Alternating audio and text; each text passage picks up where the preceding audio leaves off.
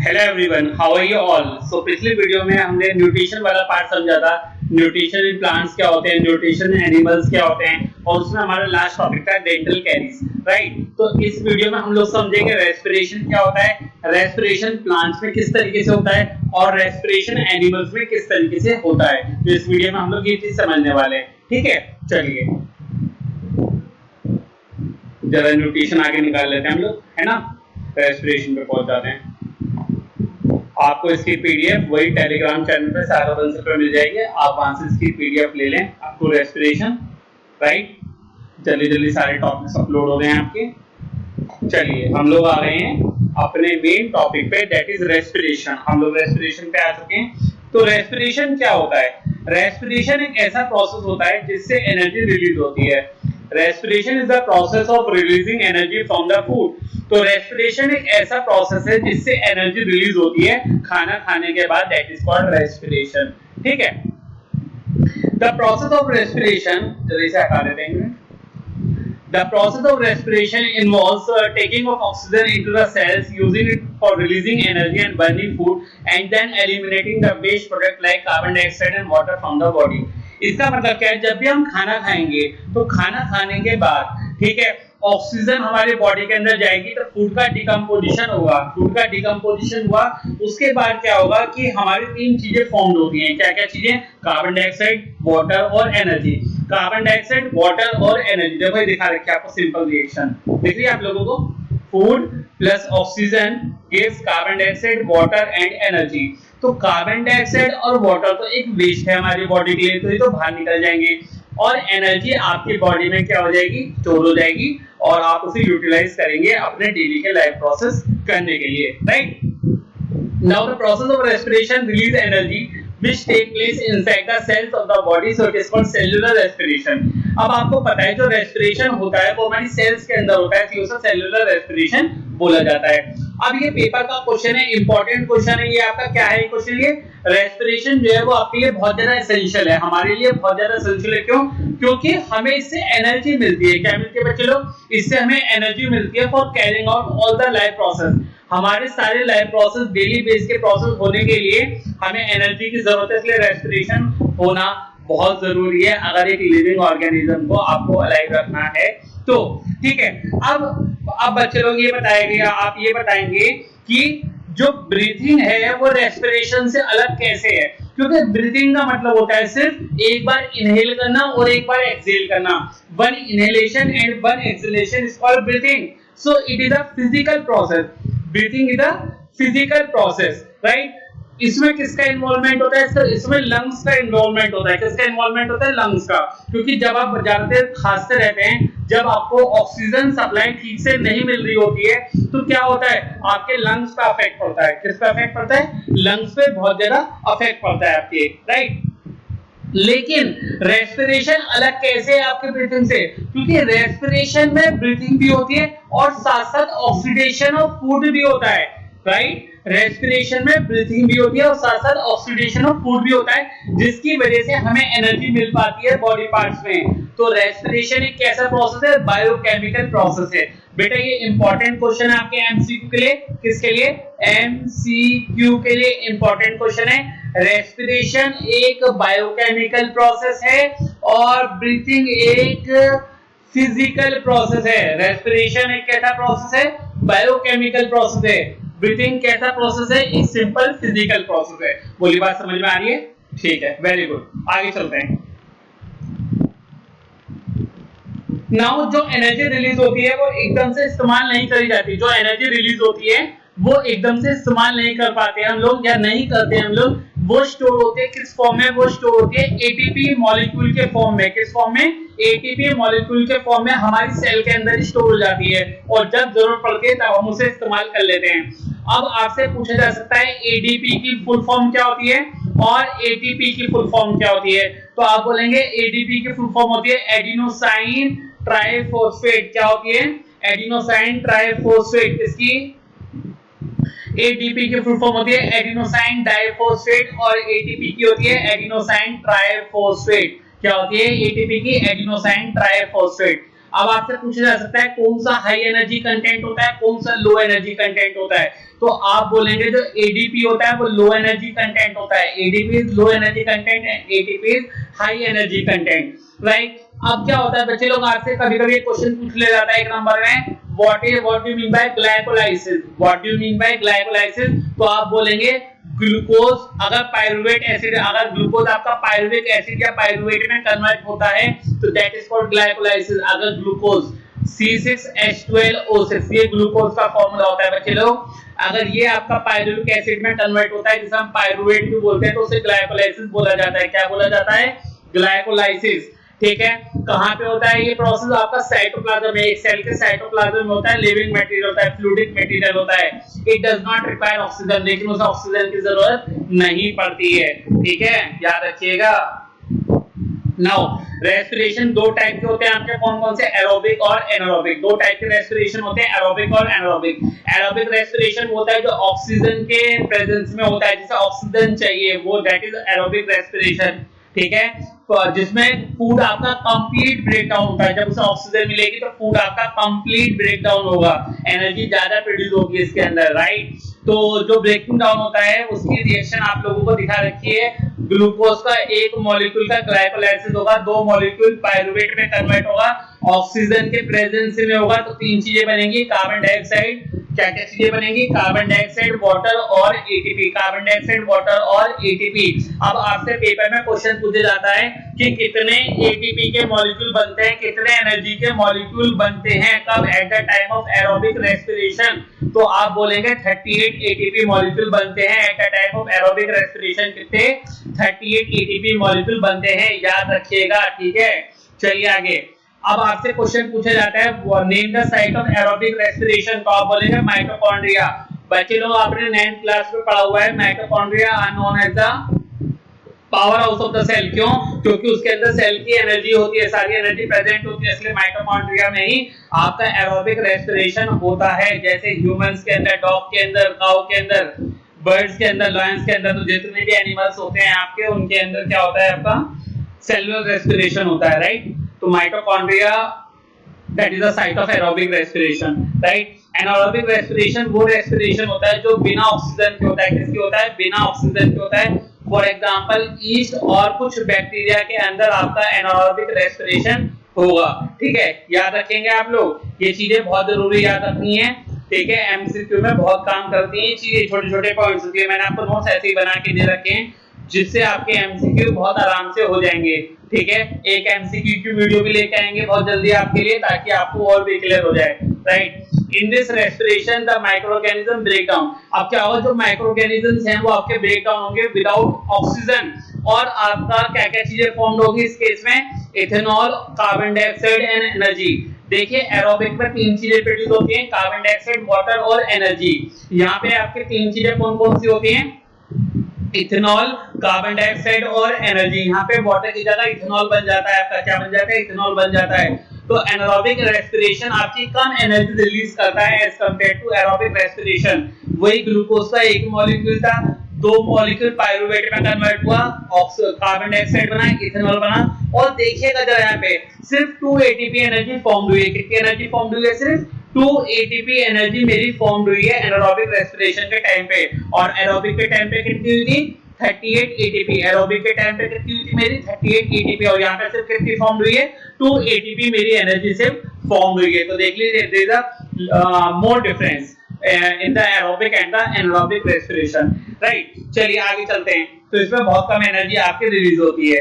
अब क्या होता है, कभी-कभी हमारे बॉडी के अंदर भी एनारोबिक रेस्पिरेशन हो जाता है। कब? जब हम बहुत ज्यादा विगरस फिजिकल एक्सरसाइज कर लेते हैं। जब हम बहुत ज्यादा फिजिकल एक्सरसाइज कर लेते हैं तो हमारे अंदर भी एनारोबिक रेस्पिरेशन बच्चे लोग हो जाता है, ठीक है।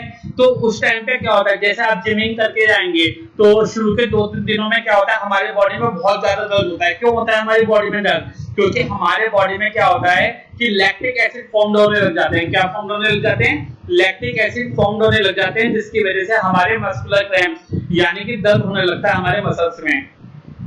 तो वही ग्लूकोज का मॉलिक्यूल था, 2 मॉलिक्यूल पायरुवेट में कन्वर्ट हुआ, ऑक्सीजन है नहीं हमारे बॉडी में, ठीक है, तो लैक्टिक एसिड बन जाएगा और 2 एटीपी एनर्जी बन जाएगी। इसलिए हमारी बॉडी में दर्द होना स्टार्ट हो जाता है, क्योंकि हमारे बॉडी की सेल्स को एनर्जी नहीं मिल पाती है, ठीक है। और उसी एक्युमुलेशन यानी कि उसी लैक्टिक एसिड के इकट्ठा होने से हमारे मसल्स में मस्कुलर क्रैम्प्स यानी कि मसल्स में दर्द होना स्टार्ट हो जाता है, ठीक। हमें कैसे रिलीफ मिलेगा हैवी एक्सरसाइज से?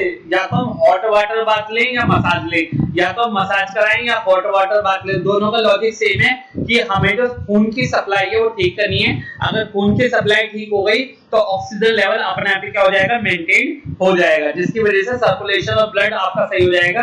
और ब्लड फ्लो सर्कुलेट ठीक होने की वजह से जो सप्लाई ऑफ ऑक्सीजन है मसल्स के अंदर वो बढ़ जाएगी, जिसकी वजह से लैक्टिक एसिड जो जमा है वो इकट्ठा हो जाएगा, आपका कार्बन डाइऑक्साइड और वाटर में कन्वर्ट हो जाएगा, और आपको क्रैम्प से क्या मिल जाएगा, रिलीफ मिल जाएगा। आपको क्रैम्प से क्या मिल जाएगा, रिलीफ मिल जाएगा, याद रखिएगा, ठीक है बच्चे लोग। चलिए आगे चलते हैं।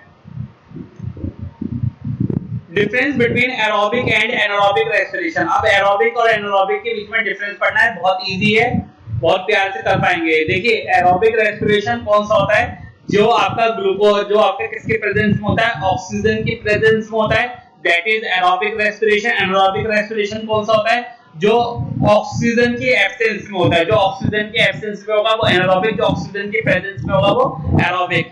यहाँ पे क्या होता है, अकरेंस यानी कि एरोबिक रेस्पिरेशन कहां से कहां होता है, साइटोप्लाज्म से माइटोकॉन्ड्रिया में। आपको पता है माइटोकॉन्ड्रिया में एनर्जी जनरेट करती है और ये से साइटोप्लाज्म में होगा। इसके बाद जो एनर्जी प्रोड्यूस होती है, इसमें ज्यादा एनर्जी प्रोड्यूस होती है, आपको पता है 38 एटीपी एनर्जी फॉर्म्ड होती है, और यहाँ पे सिर्फ 2 एटीपी एनर्जी आपकी फॉर्म्ड होती है एनारोबिक में, ठीक है। ये मैंने आपको लिख के दिखा दिया फाइनल प्रोडक्ट में, ठीक। अब जो केमिकल इक्वेशन है वो मैंने अभी आपको पीछे करके दिखाई थी। यहाँ पे आपके कार्बन डाइऑक्साइड बनेंगे, वाटर बनेगा और एनर्जी बनेगी 30 एटीपी, और यहाँ पे इथेनॉल बनेगा, कार्बन डाइऑक्साइड बनेगा और 2 एटीपी एनर्जी सिर्फ फॉर्म्ड होगी यहाँ पे एनारोबिक में। जो इसके फाइनल बेटा ये बहुत जरूर कर लेना, फाइनल प्रोडक्ट्स ये आपका एमसीक्यू में भी आ जाता है और वन वर्ड में भी आ जाते हैं कि जो फाइनल प्रोडक्ट होते हैं वो आपके कौन कौन से होते हैं, कार्बन डाइऑक्साइड और वाटर होते हैं। एनर्जी जो होती है वो आपकी मेन प्रोडक्ट में आती है, ठीक है। कार्बन डाइऑक्साइड और वाटर होता है और यहाँ पे कार्बन डाइऑक्साइड और इथेनॉल होते हैं। ये बात आप बहुत जरूरी याद रखिएगा कि एरोबिक के फाइनल प्रोडक्ट क्या होते हैं और एनारोबिक के फाइनल प्रोडक्ट क्या होते हैं आपके रिक्वायर्ड। इसके अंदर ग्लूकोज और ऑक्सीजन दोनों चाहिए, इसके अंदर सिर्फ ग्लूकोज चाहिए, इसके अंदर ग्लूकोज और ऑक्सीजन दोनों चाहिए एरोबिक में, क्योंकि ऑक्सीजन का रिक्वायरमेंट होता है, इसमें सिर्फ आपको ग्लूकोज चाहिए। अब क्योंकि ये ऑक्सीजन के प्रेजेंस में बेटे लंबा प्रोसेस होता है, ये बहुत आराम से छोटे टाइम में हो जाता है, यानी ये फास्टर प्रोसेस होता है, क्योंकि यहाँ पे ऑक्सीजन मिलते रहेगी तब डिकम्पोजिशन होगा, यहाँ पे अपना आप ही होता चला जाएगा, right. For example it is occur in plants and animals, ये प्लांट्स और एनिमल्स के अंदर होता है, ये हमारा मसल सेल्स में और कुछ बैक्टीरिया के अंदर ये हमारा होगा कौन सा, एनारोबिक रेस्पिरेशन, ठीक। और ये यहाँ मैंने एक इंपॉर्टेंट पॉइंट आपको लिख के दिया हुआ है, बहुत इंपॉर्टेंट पॉइंट आपके लिए, जो ब्रेकडाउन होता है आपका पाइरूवेट का कार्बन डाइऑक्साइड वाटर और एनर्जी फॉर्म होने के लिए, वो किस में होता है आपका माइटोकॉन्ड्रिया के अंदर। किसके अंदर होता है बच्चे लोग, माइटोकॉन्ड्रिया के अंदर। क्या आप लोग याद रखेंगे, जल्दी से बताइए, क्या आप लोग याद रखेंगे, नहीं रखेंगे, याद रखेंगे ना, चलिए अच्छी बात है। ये देखिए अच्छे से पढ़ना है बहुत ज्यादा, राइट। सब कुछ समझ आना चाहिए आप लोगों को, मेरा उद्देश्य सिर्फ यही है कि आपको सब चीजें समझ आना चाहिए और आपका एनटीएससी क्लियर होना चाहिए, राइट। थोड़ा मोटिवेशन लेके आइए, थोड़ा पावर लेके आइए अपने अंदर, और बोले तो अपने अंदर जिज्ञासा लेके आइए अच्छे नंबर लाने की, राइट। पढ़ता हर कोई है पर अच्छे नंबर उसी के आते हैं जो अच्छे से पढ़ता है, राइट। चलिए नाउ रेस्पिरेशन इन प्लांट। अगर हम रेस्पिरेशन इन प्लांट्स की बात कर रहे हैं तो respiration in plant occurs at a slower rate. जो रेस्पिरेशन इन प्लांट्स होता है वो आपका बहुत स्लो रेट पे होता है। जो आपके सारे पार्ट्स हैं प्लांट, जैसे रूट है, स्टेम है, लीव्स है, सबके अंदर रेस्पिरेशन होगा अलग अलग, ठीक है। सबके अंदर रेस्पिरेशन होगा क्योंकि पूरा का पूरा एक लिविंग ऑर्गेनिज्म है, तो हर पार्ट में रेस्पिरेशन होगा, सेलुलर रेस्पिरेशन होगा। इसके बाद जो प्लांट है, प्लांट के अंदर जो ऑक्सीजन होती है वो डिफ्यूजन से जाती है, ठीक है। डिफ्यूजन हर जगह होगा, रूट्स में भी होगा, स्टेम में भी होगा, लीव्स में भी होगा, सब जगह डिफ्यूजन होगा क्योंकि सब जगह रेस्पिरेशन होना है। अब आपसे क्वेश्चन पूछा जा सकता है व्हाट इज लेंटिकल्स। ये लेंटिकल्स क्या चीज है, ठीक है। ये लेंटिकल्स क्या चीज है, आपको ये बताना होगा ये लेंटिकल्स क्या चीज होती, बोलिए पता है आपको लेंटिकल्स क्या होता है, बताइए आपको पता है लेंटिकल्स क्या होता है। तो लेंटिकल्स क्या होता है, वो छोटे छोटे पोर्स होते हैं जो आपके स्टेम के ऊपर होते हैं, क्योंकि मैंने आपको लास्ट टाइम बताया होगा कि जो लीव्स होते हैं, लीव्स के ऊपर छोटे छोटे जो पोर्स होते हैं उन्हें बोलते हैं स्टोमेटा। क्या बोलते हैं उन्हें बोलते हैं बच्चे लोग स्टोमेटा। लेकिन जो स्टेम के ऊपर छोटे छोटे पोर्स होते हैं उन्हें एक स्पेशल नाम से जानते हैं and that name is lenticels. तो लेंटिकल्स से ही आपका गैसेस एक्सचेंज होगा। क्या होगा? गैसेस एक्सचेंज होगा, यानी कि कभी ऑक्सीजन अंदर जाएगी, कार्बन डाइऑक्साइड बाहर जाएगी, कभी कार्बन डाइऑक्साइड अंदर जाएगी और ऑक्सीजन बाहर जाएगी। किससे? लेंटिकल से। ठीक है, याद रखिएगा। सबसे पहले बात करते हैं रेस्पिरेशन इन लीव्स में। रेस्पिरेशन इन लीव्स की बात करें तो जो एक्सचेंज होता है रेस्पिरेटरी गैसेस, कौन सी होती है रेस्पिरेटरी गैसेस? आपकी ऑक्सीजन और कार्बन डाइऑक्साइड। वो किसके थ्रू होगा? वो आपका स्टोमेटा के थ्रू होगा। किसके थ्रू होगा? वो आपका स्टोमेटा के थ्रू होगा, क्योंकि आपको पता है लीव्स के ऊपर छोटे छोटे पोर्स होते हैं जिसे हम स्टोमेटा बोलते हैं। क्या बोलते हैं? स्टोमेटा बोलते हैं। तो इससे ही आपके ऑक्सीजन डिफ्यूज इन होगी और कार्बन डाइऑक्साइड डिफ्यूज आउट होगी लीव से। ठीक है, किससे? स्टोमेटा के थ्रू। तो स्टोमेटा के थ्रू ही आपके ऑक्सीजन और कार्बन डाइऑक्साइड अंदर और बाहर जा सकती हैं। हम थोड़ी रखेंगे जाके, है ना?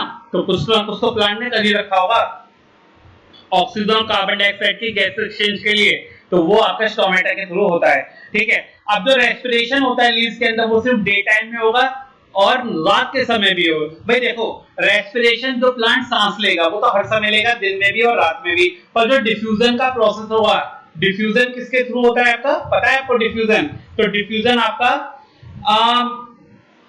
चलिए उसकी बाद में बात करेंगे डिफ्यूजन की। पहले यहाँ पे देखते हैं रेस्पिरेशन और इसकी रेस्पिरेशन और फोटोसिंथेसिस में क्या डिफरेंस होगा, कब कब ये होंगे। रेस्पिरेशन आपका दिन के समय भी होगा और रात के समय में भी होगा, पर फोटोसिंथेसिस सिर्फ दिन के समय होगा। फोटोसिंथेसिस किस समय होगा? फोटोसिंथेसिस आपका दिन के समय होगा और रेस्पिरेशन आपका दिन और रात दोनों समय होगा। ठीक है, तो नेट एक्सचेंज जो होगा गैसेस का वो कुछ इस तरीके से होगा। देखिए जरा पहला पॉइंट, ए पॉइंट आपको क्या कह रहा है? देखिए जरा ये पॉइंट, दिन के समय क्या होगा? दिन के समय फोटोसिंथेसिस होगा। दिन के समय क्या होगा? फोटोसिंथेसिस होगा। ऑक्सीजन गैस प्रोड्यूस होगी। क्या होगी? ऑक्सीजन गैस आपकी प्रोड्यूस होगी। तो लीव्स क्या काम करेंगे? कुछ ऑक्सीजन अपने अंदर रख लेंगे, स्टोर कर लेंगे और बाकी सारी ऑक्सीजन दिन के समय कहां छोड़ देंगे? हवा में छोड़ देंगे। ठीक है, ऐसे कार्बन डाइऑक्साइड जो प्रोड्यूस होगी रेस्पिरेशन से वो सारी की सारी इस्तेमाल कर लेंगे। कब? फोटोसिंथेसिस के दौरान। अब रात के समय क्या होगा? During night time no oxygen is produce. क्यों? क्योंकि रात के समय फोटोसिंथेसिस का प्रोसेस तो होगा नहीं, राइट? तो no photosynthesis take place. Oxygen diffuse into leaves to carry out respiration. अब रेस्पिरेशन के लिए जो ऑक्सीजन हमने बचाई थी थोड़ी सी, वो रेस्पिरेशन के लिए इस्तेमाल कर लेगा और उस टाइम पे जो कार्बन डाइऑक्साइड बनेगी वो आपकी डिफ्यूज आउट हो जाएगी एयर के अंदर। वो डिफ्यूज आउट हो जाएगी एयर के अंदर। इसलिए बोला जाता है कि रात को पेड़ों के निकट मत सोना, क्योंकि कुछ पेड़ सबसे ज्यादा कार्बन डाइऑक्साइड क्या करते हैं? लिबरेट करते हैं, छोड़ते हैं। उससे क्या होता है? आपको सफोकेशन की प्रॉब्लम हो सकती है, राइट? इसलिए मना करते हैं।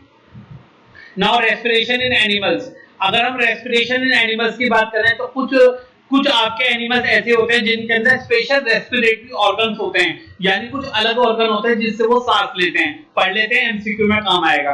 ठीक है, आपके जो नोट्स बनाए मैंने इसी तरीके से बनाए कि आपके एमसीक्यू में भी काम आ जाए, वन वर्ड में भी काम आ जाए और शॉर्ट आंसर टाइप क्वेश्चन में भी काम आ जाए, right? Respiratory organ in earthworm. अगर आपसे अर्थवर्म का रेस्पिरेटरी ऑर्गन पूछा जाता है तो अर्थवर्म का रेस्पिरेटरी ऑर्गन होता है स्किन। तो आप स्किन पे टिक करेंगे, एमसीक्यू आता है तो। ठीक है, किस पे टिक करेंगे? स्किन पे टिक करेंगे। उसके बाद जो एक्वेटिक एनिमल्स आपके होते हैं जैसे फिश है, प्रॉन्स है, म्यूजल्स है, ठीक है, उनके पास एक स्पेशल ऑर्गन होता है जिसे हम क्या बोलते हैं? गिल्स। तो इन सबके पास जो एक्वेटिक एनिमल्स होते हैं इन सबके पास क्या होता है? गिल्स होता है जिससे वो सांस लेते हैं। ठीक है, एज अ रेस्पिरेटरी ऑर्गन। इसके बाद आता है ग्रासहोपर। जैसे आपका ग्रासहोपर है, कॉकरोच है, हाउस फ्लाई है, मॉस्किटो है, इनके अंदर बहुत माइन्यूट से होल्स होते हैं इनकी बॉडी के ऊपर, जिसे बोला जाता है क्या? स्पाइरेकल्स। क्या बोला जाता है? स्पाइरेकल्स बोला जाता है और ये उससे सांस लेते हैं, राइट? लैंड एनिमल्स यानी कि हम लोगों के अंदर एक स्पेशल ऑर्गन्स होता है जिसे हम क्या बोलते हैं? लंग्स। क्या बोलते हैं? हम लंग्स बोलते हैं। ये हमारे अंदर स्पेशल ऑर्गन होते हैं जिससे हम सांस लेते हैं। और जैसे बर्ड है, लिजर्ड है, डॉग है, सबके अंदर ही होते हैं, राइट? अब जो आप जानते हैं कि जो ब्रीथिंग रेट होता है किसके अंदर? जो ब्रीथिंग रेट होता है एक्वेटिक एनिमल्स के अंदर वो कंपैरेटिवली फास्टर होगा। हम लोग सांस ले रहे हैं नॉर्मल रेट पे, लेकिन आपने कभी मछली को देखा होगा और एक्वेटिक एनिमल्स पानी वाले जानवरों को देखा होगा,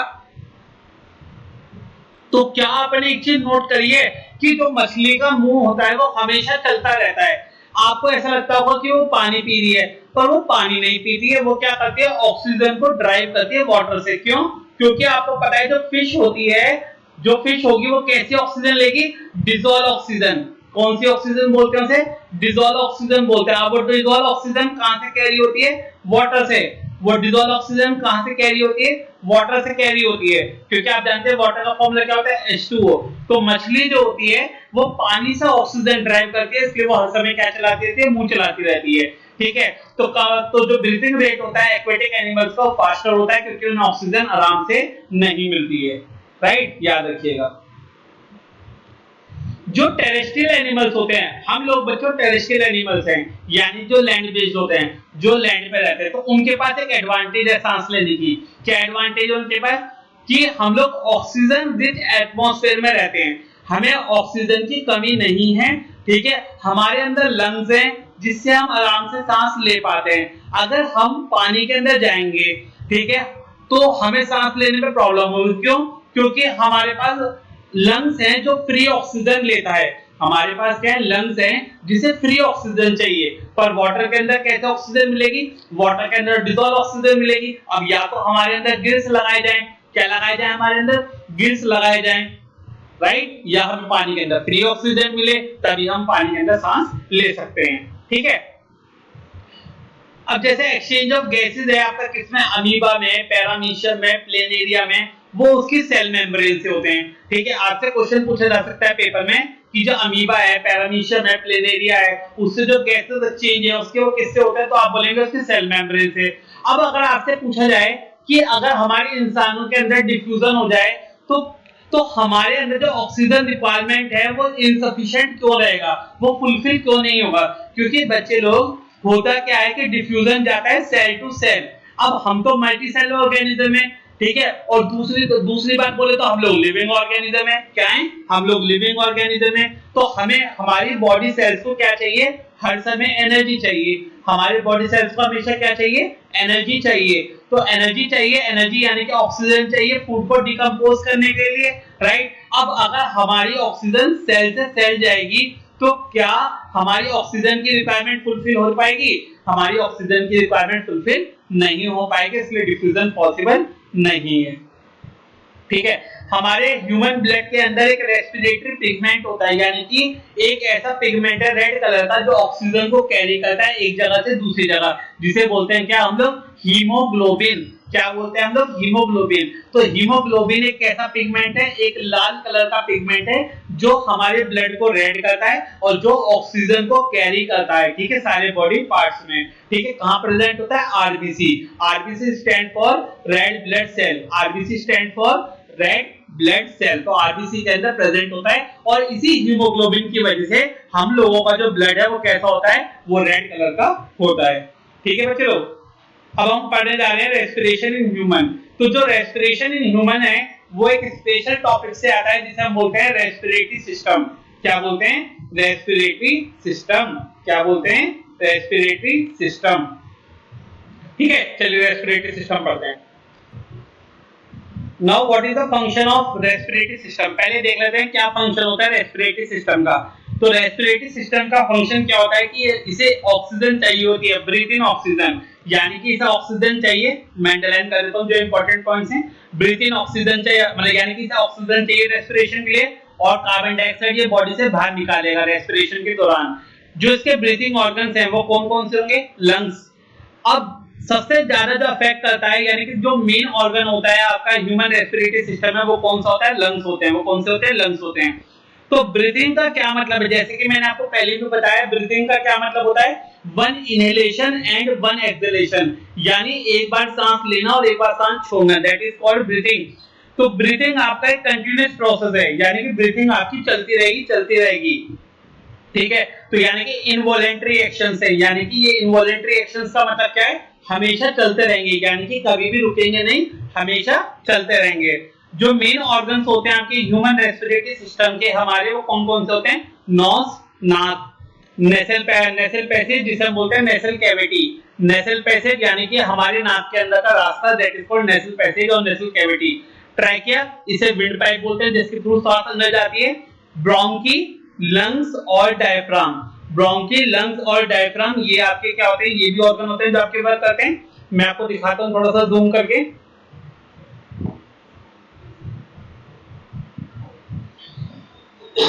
now see student, did you see the nose? ये आपको नाक दिखाई दे रही है, ठीक है।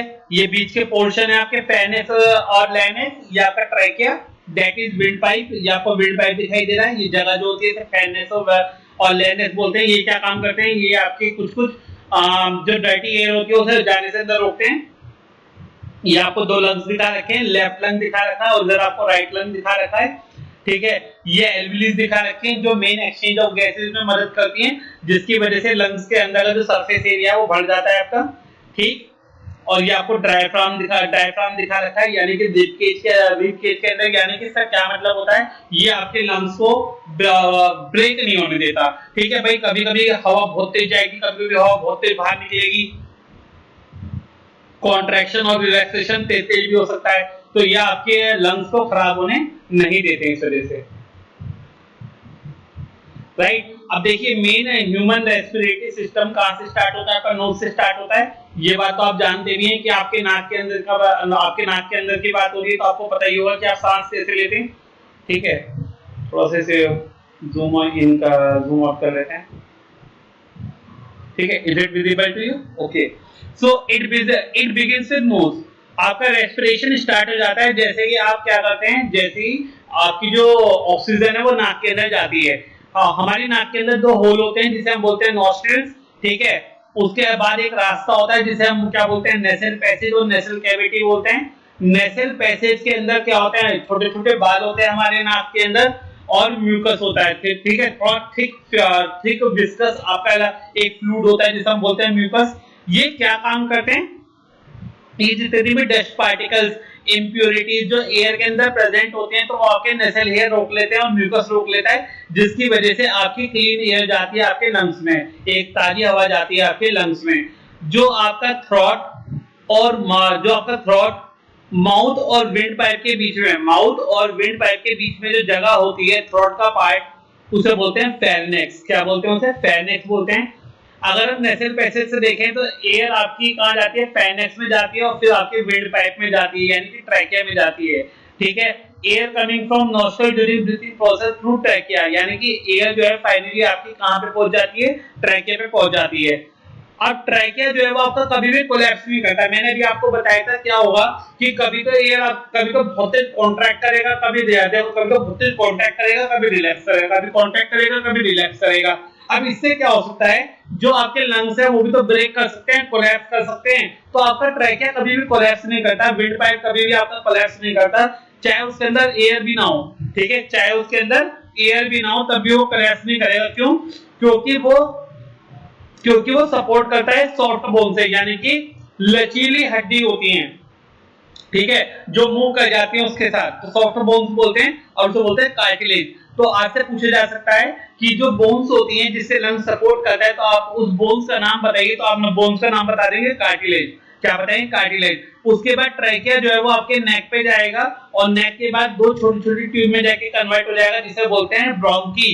क्या बोलते हैं? ब्रोंकी बोलते हैं। अब ये दो ब्रोंकी जो होती हैं वो दो लंग्स से कनेक्ट होती हैं, जो और प्योरीफाई करके भेजती हैं आपकी एयर को, ठीक है। अब उसके बाद क्या होगा, जो आपकी लंग्स हैं, भाई लंग्स भी हैं, एक बहुत इंपॉर्टेंट ऑर्गन है, तो भगवान ने क्या किया, उन्हें सपोर्ट किया, उन्हें फिक्स करके भेजा है किसके अंदर, प्लूरा के अंदर। किसके अंदर? प्लूरा के अंदर। और जो आपके फिर उसके बाद जो आपके लंग्स है वो सपोर्ट करते हैं एक रिब केज को। किसे सपोर्ट करते हैं? एक रिब केज को, जो बोन्स के बने होते हैं, जो हड्डी के बने हुए होते हैं, जिसे हम बोलते हैं रिब्स। क्या बोलते हैं? रिब्स। उसके बाद क्या होता है, जो आपका एयर सैक है, यानी कि जो आपका एयर बैग है, उसे हम क्या बोलते हैं? एल्वेली बोलते हैं। जो आपके एयर बैग्स है उसे क्या बोलते हैं? एल्वेली बोलते हैं, जिसके अंदर आपका गैसेस एक्सचेंज होता है। गैसेस एक्सचेंज का मतलब ऑक्सीजन अंदर जाएगी और कार्बन डाइऑक्साइड आपकी बाहर आएगी, राइट, ठीक है। अब देखिए बहुत इंपॉर्टेंट क्वेश्चन है, there are millions of alveoli. हमारे लंग्स में मिलियंस ऑफ एल्वेलीज होती हैं, जिसकी वजह से हमारे लंग्स का जो सरफेस एरिया है वो बहुत ज्यादा बढ़ जाता है और गैसेस एक्सचेंज आपका आराम से हो सकता है। ठीक है। अब जो आपकी एल्वेलीज हैं वो सपोर्ट करते हैं किसे, ब्लड वेसल्स को, यानी कि कैपिलरीज को, जो ब्लड लेके जाती है सारे बॉडी पार्ट्स में, ठीक। अब क्या होगा, जो ऑक्सीजन आई एयर से वो डिफ्यूज आउट हुई, आपकी बाहर निकली एल्वेलाई वॉल से और कहां पहुंच गई, आपके ब्लड में पहुंच गई, ठीक है। अब क्या होगा, जो ब्लड होगा वो आपका सारे टिश्यूज के थ्रू जाएगा, जो ऑक्सीजन प्रेजेंट है उसके अंदर वो डिफ्यूज हो जाएगी आपके सेल्स में, कहां डिफ्यूज हो जाएगी, सेल्स में, यानी बोले तो ब्लड आपका सारी की सारी ऑक्सीजन ले जाके सेल पे छोड़ देगा, right. Now the oxygen combine with the digestive food, जो ऑक्सीजन है वो आपके जो आपने खाना खाया उससे क्या करेगी, इंटरेक्ट करेगी, ग्लूकोज से इंटरेक्ट करेगी और एनर्जी को क्या करेगी, रिलीज करेगी। कार्बन डाइऑक्साइड आपके प्रोड्यूस होगी एज अ वेस्ट प्रोडक्ट, वो आपके रेस्पिरेशन के दौरान बाहर निकल जाएगी बॉडी सेल से या बॉडी टिश्यू से, और जो कार्बन डाइऑक्साइड होगी वो आपकी ब्लड में डिफ्यूज होकर ब्लड के थ्रू बाहर निकलेगी, ठीक है। नाउ ब्लड क्या करेगा, उस कार्बन डाइऑक्साइड को लंग्स पे लेके जाएगा और जहां पे वो डिफ्यूज हो जाएगी एल्वेली के थ्रू बाहर। जब हम ब्रीथ आउट करेंगे उसे कार्बन डाइऑक्साइड को एल्वेली से, जब हम उसे क्या करेंगे, ब्रीथ आउट करेंगे एल्वेलाई से, ठीक, तो वो क्या करेगा, ट्रैकिया को ट्रैकिया को पुश करेगा, ठीक है, नॉस्ट्रिल पे जाएगा और फाइनली आपकी जो कार्बन डाइऑक्साइड है वो एयर में चली जाएगी आपकी। इसी तरीके से आपका गैसेस एक्सचेंज होता है ह्यूमन रेस्पिरेटरी सिस्टम में, ठीक है। आई होप आप लोगों को आराम से समझ में आ गया होगा how the respiration in humans take place. Very very easy question, और जो क्वेश्चन पेपर में आते हैं वो मैंने आप लोगों को बता दिया सिंपली क्या क्या क्वेश्चन आपके पेपर में आते हैं, ठीक है। ये डिड यू नो है कि आपको पता होना चाहिए, ठीक है, आपको नॉलेज होनी चाहिए, जो हम सांस लेते हैं, इनहेल करते हैं एयर, उसके अंदर ऑक्सीजन उतनी होती है जितनी एटमॉस्फेयर के अंदर होती है 21%, और एक्सहेल एयर कितनी होती है जो हम बाहर छोड़ देते हैं 16.4 और 5 समथिंग, ठीक है। 16.4% जो एयर है वो हम लोग कहां छोड़ देते हैं, वो हम बाहर छोड़ देते हैं, ठीक। जो कार्बन डाइऑक्साइड है वो हम कितना इनहेल करते हैं, 0.04 हम लोग इनहेल करते हैं, ठीक, और जो हम बाहर छोड़ देते हैं कितना बाहर निकल के आता है कार्बन डाइऑक्साइड 4.4। वाटर वेपर जो हम लेते हैं अंदर इनहेल करते हैं लिटिल, बहुत थोड़ा सा, और जो बाहर छोड़ते हैं वो बहुत ज्यादा, अ लॉट, ठीक। अब रेट ऑफ ब्रीथिंग, जो एवरेज रेट ऑफ ब्रीथिंग होता है, यानी जो सांस लेने का जो रेट होता है, जो सांस लेने का जो रेट होता है, ब्रीथिंग रेट होता है, वो कितना होता है एडल्ट में, जब हम रेस्टिंग पोजीशन पे हैं, जब हम बिल्कुल भी सांस ले, जब हम बिल्कुल भी कोई वर्कआउट नहीं कर रहे हैं, तो उस टाइम पे जो हमारा एवरेज ब्रीथिंग रेट होता है वो 15 से 18 टाइम्स पर मिनट होता है। कितना होता है, 15 से 18 टाइम्स पर मिनट होता है, और ये बढ़ता जाएगा जब हम फिजिकल एक्टिविटी अपनी बढ़ाते जाएंगे, और ये हमारा रेट ऑफ रेस्पिरेशन बढ़ता चला जाएगा जब हम अपनी फिजिकल एक्टिविटी बढ़ाते चले जाएंगे। हम लोग क्या करेंगे, we breathe faster after exercise, क्यों, क्योंकि आपको पता है कि हमारे बॉडी के पार्ट्स को ज्यादा एनर्जी चाहिए, लॉस ऑफ एनर्जी को कंपनसेट करने के लिए, यानी जो एनर्जी खत्म हुई है उसे ओवरकम करने के लिए हम जो रेस्पिरेशन है, जो सांस है वो बहुत तेज लेते हैं, राइट। उसके बाद we do not breathe under water, हम लोग पानी के अंदर सांस नहीं ले सकते। आपको पता है, या तो हमारे अंदर भगवान गिल्स लगा दे, है ना, या तो भगवान हमारे अंदर क्या लगा दे, या तो भगवान हमारे अंदर बेटा गिल्स लगा दे, या फिर पानी के अंदर फ्री ऑक्सीजन छोड़ दे तो हम सांस ले सकते हैं, हम डिजॉल्व ऑक्सीजन नहीं ले सकते हैं। जो हीमोग्लोबिन की जो रेंज होती है ब्लड के अंदर वो कितनी होती है, 15 से 18 ग्राम पर डेसीलीटर ऑफ ब्लड। हमारे अंदर जो हीमोग्लोबिन की रेंज होती है वो ये होती है 15 से 18 ग्राम पर डेसीलीटर। अगर इसकी डेफिशिएंसी हो गई, डेफिशिएंसी बोलते हैं कमी को, डेफिशिएंसी किसे बोलते हैं, कमी को बोलते हैं, तो क्या होगा, अगर इसकी डेफिशिएंसी हो गई तो हमारे यानी कि ऑक्सीजन की सप्लाई कम हो जाएगी बॉडी में, ऑक्सीजन की सप्लाई हो जाएगी तो ब्रीथिंग प्रॉब्लम चालू हो जाएंगी, टायर्डनेस आप मरे मरे से फील करोगे, और हमारे बॉडी के अंदर एनर्जी की क्या हो जाएगी, बहुत ज्यादा कमी हो जाएगी, जिसकी वजह से क्या होगा, हमारी जो बॉडी है, जो पर्सन की बॉडी है वो पेल, यानी कि पेल मतलब पीली पड़नी स्टार्ट हो जाएगी, और लॉस वेट, हमारा जो वेट है वो कम होना स्टार्ट हो जाएगा, यानी कि बॉडी डिकम्पोज होनी स्टार्ट हो जाएगी। Now the last topic arises, that is what is carbon monoxide poisoning। Carbon monoxide poisoning क्या होता है, नाम से पता चला है कार्बन मोनोऑक्साइड है यानी कि जहर। कार्बन मोनोऑक्साइड एक तरीके का जहर होता है जो हमारी बॉडी को बहुत ज्यादा क्या करता है, हार्म करता है। Carbon monoxide is formed whenever a fuel Burns in insufficient supply of oxygen of air. आपको पता है जब कोई भी फ्यूल जलता है तो वो कौन सी गैस प्रोड्यूस करता है, कार्बन डाइऑक्साइड प्रोड्यूस करता है। कौन सी गैस प्रोड्यूस करता है, कार्बन डाइऑक्साइड। लेकिन अगर सप्लाई इनसफिशिएंट हो जाए ऑक्सीजन की तो कौन सी गैस प्रोड्यूस करेगा? Carbon monoxide. जो क्या काम करता है? कार्बन मोनोऑक्साइड जो है वो हमारे बहुत ज्यादा किसे अफेक्ट करता है? हमारे हीमोग्लोबिन को, यानी कि हीमोग्लोबिन को बांध देगा ब्लड के, जिससे क्या होगा? जिससे हमारे बॉडी पार्ट्स में क्या नहीं जाएगी? ऑक्सीजन नहीं जाएगी और हम आराम से ब्रीथिंग नहीं कर पाएंगे, हम लोग ब्रीथ आराम से नहीं कर पाएंगे बिना या कम ऑक्सीजन के। अगर हम कार्बन मोनोऑक्साइड को बहुत ज्यादा लंबे समय तक इनहेल कर लें, सूंघ लें, तो द पर्सन बिकम्स अनकॉन्शियस, यानी कि पर्सन जो होगा आपका वो अनकॉन्शियस हो जाएगा, यानी कि कैसा हो जाएगा? यानी कि मरा मरा सा फील हो जाएगा, उठा नहीं जाएगा उस पे, ठीक है। और डाई भी कर सकता है, यानी कि मर भी सकता है ड्यू टू ऑक्सीजन स्टार्वेशन, यानी कि ऑक्सीजन की कमी से वो मर भी सकता है। और बहुत ज्यादा सीरियस केस में जो पेशेंट है उसे वेंटिलेटर पे लेटाया जाता है। जो पेशेंट है उसे अगर बहुत ज्यादा सीरियस प्रॉब्लम है तो पेशेंट को वेंटिलेटर पे भेजा जाएगा, ठीक है, जहां पे उसके ट्रैकिया में, सीधा ट्रैकिया में एक पाइप डाला जाएगा और उसके थ्रू ऑक्सीजन उसके बॉडी पार्ट में भेजी जाएगी, ठीक है, जिसकी वजह से पर्सन आसानी से कंफर्टेबली क्या कर सकता है? इनहेल कर सकता है, राइट। बताइएगा कमेंट करके कि आपको ये चैप्टर का जो पार्ट है रेस्पिरेशन वो समझ में आया या नहीं आया। इस वीडियो के थ्रू मैंने बहुत कोशिश की है कि मैं आपको बहुत अच्छे से समझाऊं, राइट। आप कमेंट बॉक्स में जरूर बताइएगा, वीडियो को लाइक जरूर कीजिएगा अगर आपको पसंद आए, समझ में आया तो। नेक्स्ट वीडियो में हम लोग ट्रांसपोर्टेशन वाला टॉपिक पढ़ेंगे। टिल देन आप खुद भी पढ़िए और अपने दोस्तों को भेजिए। इसकी पीडीएफ जो है वो आपको टेलीग्राम चैनल सागर बंसल पे मिलेगी, right. So happy learning, all the best, good luck student. फिर मिलेंगे आपसे नेक्स्ट वीडियो में नेक्स्ट टॉपिक के साथ।